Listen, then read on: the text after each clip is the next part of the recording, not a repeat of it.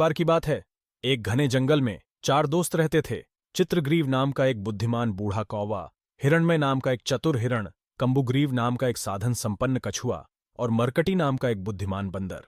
अलग अलग प्रजाति के होने के बावजूद चारों दोस्तों में गहरा सौहार्दपूर्ण संबंध था। एक दिन जब वे एक जगमगाते तालाब के पास इकट्ठे हुए तो उन्होंने स्वादिष्ट फलों से लदे एक प्रचुर आम के पेड़ के बारे में सुना। वातावरण में उत्साह भर गया और प्रत्येक मित्र ने मीठे आमों का स्वाद चखने की इच्छा व्यक्त की। हालांकि उन्हें एक आम समस्या का सामना करना पड़ा। उनमें से कोई भी आकर्षक फलों तक पहुंचने के लिए ऊंचे पेड़ पर नहीं चढ़ सका। चित्रग्रीव ने अपनी तेज नजरों से सुझाव दिया, मैं ऊपर तक उड़ सकता हूं और हम सभी के लिए आम तोड़ सकता हूं। लेकिन हिरणमय हिरण ने उत्तर दिया, आप उन्हें गिराए बिना कैसे नीचे ले जाएंगे?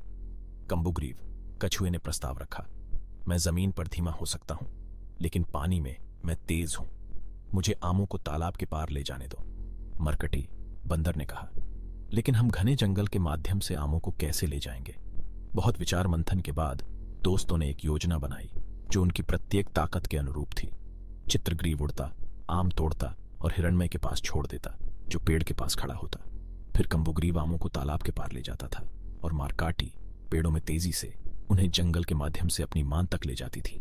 योजना सुचारू रूप से चली और जल्द ही दोस्त एक विशाल बरगद के पेड़ की छाया के नीचे पके आमों का आनंद ले रहे थे। वे हंसे और कहानियां साझा की, अपने विविध कौशल के लिए आभारी थे जो एक दूसरे के पूरक थे। जैसे ही उन्होंने मीठे फलों का स्वाद चखा, खरलोचन नाम का एक सियार दूर से देखता रहा। उनके सौहार्द और उनके द्वारा की गई दावत से ईर्ष्या करते हुए वह दुष्ट मुस्कान के साथ दोस्तों के पास गया। आम क्यों बांटे? खरलोचन ने व्यंग्य किया, आप में से प्रत्येक के पास अद्वितीय कौशल है, आप अकेले ही फलों का आनंद ले सकते थे। बुद्धिमान कौवे चित्रग्रीव ने उत्तर दिया, प्रिय मित्र, हमारी ताकत एकता में निहित है। अकेले हम इन आमों का आनंद नहीं ले सकते थे, लेकिन साथ में हमने एक दावत बनाई जो हम सभी के लिए खुशी लेकर आई। एकता हमारी सबसे बड़ी ताकत है। खरलोचन ने उनकी बुद्धि को नजरअंदाज करते हुए अकेले ही आम के पेड़ पर चढ़ने का फैसला किया। हालांकि एक सियार होने के कारण उसमें अपने पक्षी, स्तनधारी और सरीसृप समकक्षों की चपलता और कौशल का अभाव था। जल्दबाजी में उसका पैर फिसल गया और वह तालाब में गिर गया, जिससे लहरें उठीं, जिससे बचे हुए आम भी बह गए। मित्र चुपचाप खरलोचन को देखते रहे जो गीला हो रहा था, फिसल रहा था, अपने लालच और टीम वर्क के प्रति उपेक्षा के परिणामों से स्तब्ध था।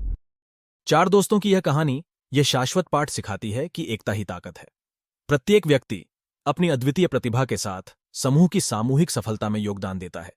खरलोचन के कार्यों के परिणाम स्वार्थ के नुकसान और आम भलाई के लिए मिलकर काम करने के मूल्य के बारे में एक चेतावनी के रूप में काम करते हैं।